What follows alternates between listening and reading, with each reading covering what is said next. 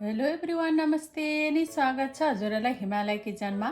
आज म हजुरहरूको लागि लिएर आएको छु एकदमै मिठो झानेको मोमोको रेसिपी। मोमो हामी सबैलाई एकदमै मनपर्छ, त्यसैले म एउटा मोमोको बेग्लै प्रकारको रेसिपी आज हजुरहरूसँग सेयर गर्न गइरहेको छु। यसको लागि मैले यहाँ बलमा लिएको छु 10वटा पिस स्टिम्ड चिकन मोमो। हामीले भेजी या अरू कुनै पनि मोमो लिएर बनाउन सक्छौँ यसलाई। र अब मैले यसमा राखेँ एउटा सानो प्याज। यसलाई मैले लाम्चो पारेर काटेकी छु। हजुरहरूले प्याजलाई चाहिँ तेलमा फुटाएर पनि राख्न सक्नुहुन्छ। त्यसै गरी केही हरियो धनियाँको पत्ताहरू, नुन थपेँ मैले थोरै, एक सानो चम्चा सोया सस राखेँ मैले। हजुरहरूले अलिकति धेरै सोया सस पनि लिन सक्नुहुन्छ। एक सानो चम्चा सिजुवान चटनी र मैले यहाँ लिएको छु मोमोको पिरो अचार। यो मोमोको पिरो अचारलाई म यसमा राख्दैछु। मोमोको पिरो अचार कसरी बनाउने भनेर मैले रेसिपी पहिला नै च्यानलमा राखिसकेको छु। हजुरहरूले मैले त्यसको लिङ्क चाहिँ डिस्क्रिप्सन बक्समा सेयर गर्नेछु, हजुरहरूले हेर्न सक्नुहुन्छ।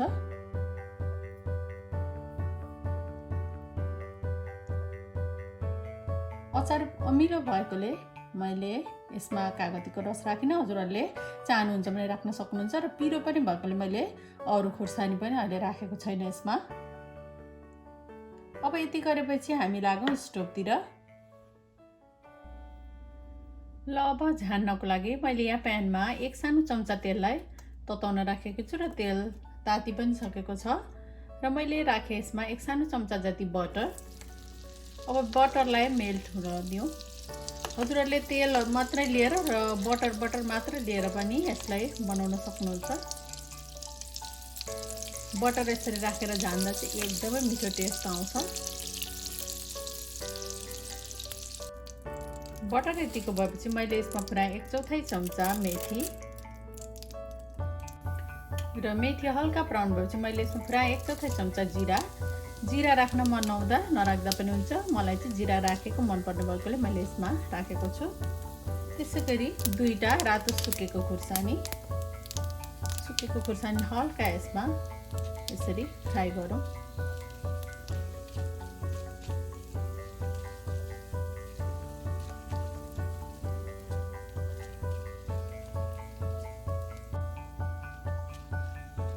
र अब मैले स्टोभ अफ गरिसकेको छु।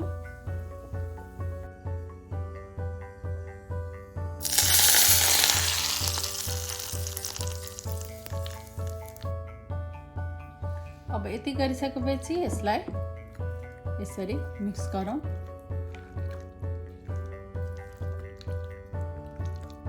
यसरी झानेको मोमो बनाउँदा यसको एकदमै मिठो बेग्लै प्रकारको टेस्ट आउँछ झानेर बनाउँदाखेरि।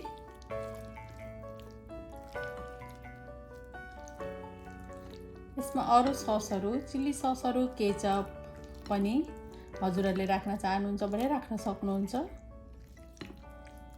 र मोमोलाई हल्का फ्राई गरेर पनि हजुरहरूले बनाउन सक्नुहुन्छ।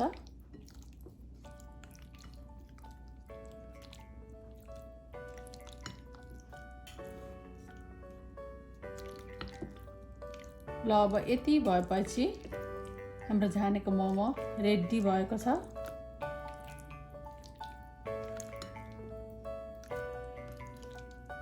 यो एकदमै मिठो हुन्छ, सजिलो, छिट्टै गरी बन्छ पनि।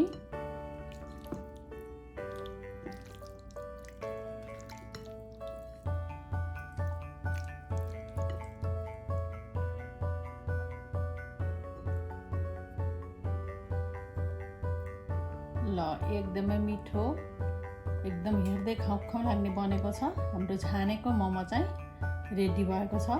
हजुरहरू पनि यसरी झानेको मोमो बनाएर खानालाई अवश्य पनि ट्राई गर्नुहोला। डिफ्रेन्ट किसिमको टेस्ट हुने भएकोले एकदमै मिठो हुन्छ। हस्त यो एकदमै मिठो झानेको मोमोको रेसिपी हजुरहरूलाई राम्रो लाग्यो भने हाम्रो भिडियोलाई लाइक, कमेन्ट, सेयर गरिदिनु होला। यस्तै रेसिपीहरूको लागि हाम्रो च्यानललाई सब्स्क्राइब पनि गरिदिनु होला। सब्स्क्राइब गरिसकेपछि नजिक रहेको नोटिफिकेसन बेललाई पनि अवश्य पनि क्लिक गरिदिनु होला।